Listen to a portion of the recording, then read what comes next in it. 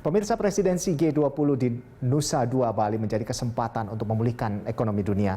G20 dihadiri oleh 20 negara anggota dan lembaga internasional termasuk World Bank, IMF, OECD, dan lainnya. Setelah untuk mengetahui jalannya presidensi G20, kita langsung bergabung bersama dengan rekan Ira Hulu dan juru kamera Sartika Harahap di Nusa Dua Bali.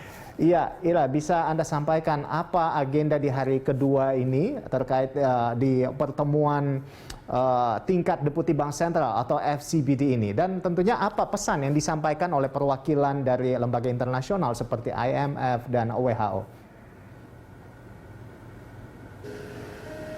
Ya, Rolando dan juga pemirsa, ini merupakan hari kedua dari pelaksanaan FCBD ataupun rangkaian dari Financial Track yang merupakan forum dari G20 ataupun Group of 20. Dan dari saat ini kami melaporkan di tempat media center para awak media untuk melakukan liputan terkait untuk pelaksanaan di hari kedua FCBD ini. Dan juga untuk hari ini ada pun sejumlah hal yang akan dibahas adalah yang pertama mengenai sustainable finance, yakni keuangan berkelanjutan, bagaimana caranya agar setiap negara-negara ini mempunyai kesadaran maupun pengertian yang sama. Pentingnya untuk mengedepankan keuangan berkelanjutan yang juga diiring dengan climate change. Kemudian yang kedua adalah ada pun agenda yang akan dibahas mengenai digital inklusivitas dari pembayaran digital. Kemudian yang ketiga ini nantinya akan dibahas juga mengenai international taxation. Nah, kalau international taxation ini tentunya nanti akan dibahas mengenai perpajakan internasional, terutamanya terkait dengan implementasi framework bersama OECD ataupun si G20 yang mengenai strategi perencanaan pajak yang disebut dengan base erosion and profit shifting. Kemudian juga tadi mengenai lembaga perwakilan dari lembaga internasional. Tadi ini dari konferensi pers bagi para awak media, ini tadi disampaikan oleh Jeffrey Okamoto yang merupakan First Deputy Managing Director IMF yang menyebutkan bahwa saat ini IMF ini akan turut memberikan dukungan bantuan kepada negara-negara yang terdampak pandemi COVID-19. Selain itu juga dari kesempatan ataupun kegiatan dari G20 yang merupakan bagian dari Financial Track ini merupakan salah satu agenda yang sangat penting karena juga ini pihak dari IMF akan mendengarkan seperti apa kebijakan-kebijakan yang berlangsung baik itu dari negara-negara berkembang maupun juga negara maju.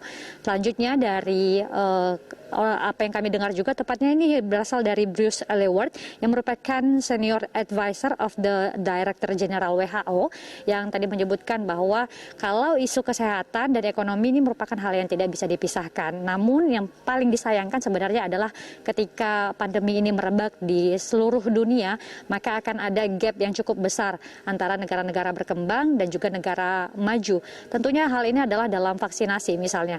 Ketika kita ketahui bahwa negara maju setidaknya ini sudah ada 80% populasinya yang sudah divaksinasi baik itu dosis pertama maupun juga dosis kedua ataupun dosis lengkap. Namun masih banyak juga negara-negara berkembang yang bahkan ini belum mendapatkan vaksinasi dosis pertama.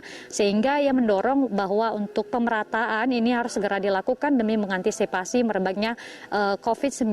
Apalagi kita mengetahui bahwa setidaknya saat ini sudah ada 57 varian Omikron yang sudah masuk ke 57 negara.